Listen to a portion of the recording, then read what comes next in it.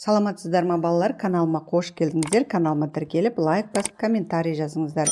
Мен сияқты ютубтан ақша табам десеңіздер, комментарийға номерлеріңізді қалдырып, курсыма қатысуға шақырамын. Параграф 3. Бала Абайдан Данабайға дейін. Бірінші аудиожазбадан халық ақыны Нұрпейіс Байғаниннің Абайға айтарым өлеңінің алғашқы 2 шумағын тыңдап, негізгі ойды болжаңдар. Өлеңге басқа атау беріп көріңдер.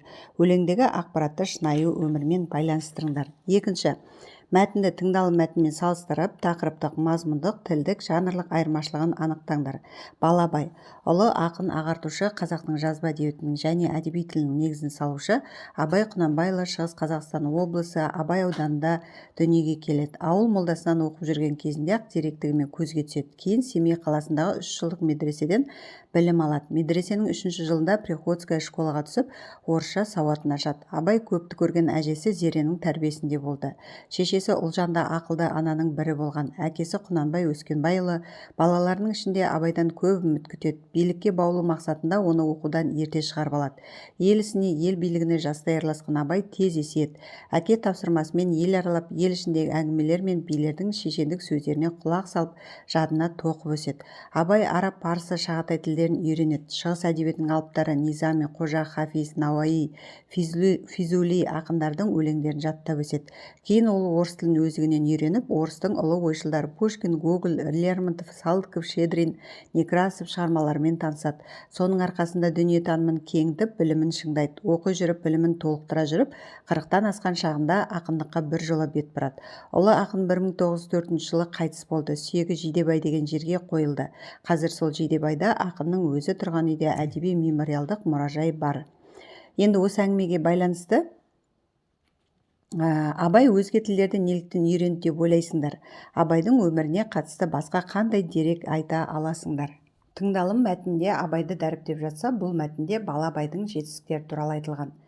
Өзінің білімін тереңдету үшін басқа елдердің ақындарының шығармаларын қазақ тіліне аударып, қазақтардың шығармаға деген қызығушылығын ашу үшін. Келесі, 3-ші тапсырма. Оқылым мәтіннен көнерген және қолданысқа қайта енген сөздерді тауып кестеге жазыңдар. Көнерген сөздер, қолданысқа қайта енген сөздер. Қазақтың бас ақыны Абай Құнанбаев онан асқан бұрынғы соңғы заманда қазақ даласында біз білетін ақын болған жоқ. Абайды таныту арқылы біз Қазақстанда әлемге танытамыз, қазақ халқын танытамыз. Абай әрқашан біздің ұлттық ұранымыз болуы тиіс. Орыстар үшін Пушкин, ағылшындар үшін Шекспир, грузиндер үшін Руставели қандай ұлы құбылыс болса, Абай да қазақтар үшін сондай теңдессіз құбылыс. Енді бұндағы көнерген сөздер уезі, жадына, шағатай, хан, болыс, билер, қолданысқа қайта енген сөздер баулу, құлақ салып, шыңдайды, сауат. Келесі 4-ші тапсырма. Абай Құнанбайұлының қанатты сөздерінен өздеріңе ұнағанын жаттап алыңдар. Адам ата-анадан туғандай есті болмайды. Естіп, көріп, ұстап, татып ескерсе, дүниедегі жақсы жаманды таниды. Дағы білгені, көргені көп болған адам білімді болады. Адамның адамшылығы ақыл, ғылым, жақсы ата, жақсы ана, жақсы құрбы, жақсы ұстаздан болады. Пайда залалда айыратұғын қуаттың аты ақыл. 3 ақ нәрсе адамның қасиеті: ыстық қайрат, нұрлы ақыл, жылы жүрек. Адам баласына, адам баласының бәрі дос. Осы нақыл сөздерді жаттап алыңыздар. 5-ші тапсырма. Абай туралы пікірлерді Абайдың даналық сөздерін негізге алып, 2 тапсырманың бірін орындаңдар. 1-ші, мен таныған Абай тақырыбында хабарламалық эссе, сөздің саны 70 жазыңдар. Эссе жазу барысында көнерген сөздердің қолданылуға мән беріңдер. 2-ші, Абайға қатысты мәліметтер жинап, тек қана көнерген сөздерден тұратын кластер құрастырыңдар. 5-ші тапсырма. Абай туралы пікірлерді Абайдың даналық сөздерін негізге алып, 2 тапсырманың бірін орындаңдар. Мен таныған Абай тақырыбында хабарламалық эссе, сөз саны 70 жазыңдар. Эссе жазу барысында көнерген сөздердің қолдануына мән беріңдер. Олай болса, эссе Абай Құнанбайұлы ұлы ағартушы, ақын, жазушы, өз заманында қазақ әдебиетінің сұлтаны, биі болған десем қате айтпаспын. Әкесі Құнанбай, анасы Ұлжан, Құнанбай Ұлжанды әмеңгерлікке алған деседі. Абай әжесі мен анасының тәрбиесінде болған.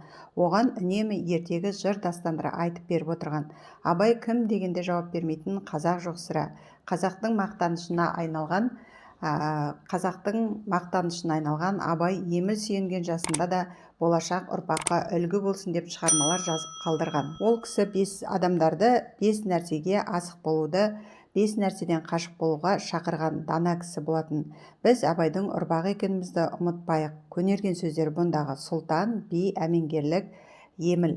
Балалар, осымен сабағымыз аяқталды. Каналыма тіркеліп, лайк басып, комментарий жазуды, достарыңызға поделицияны басып, видеоның астындағы жіберуді ұмытпаңыздар.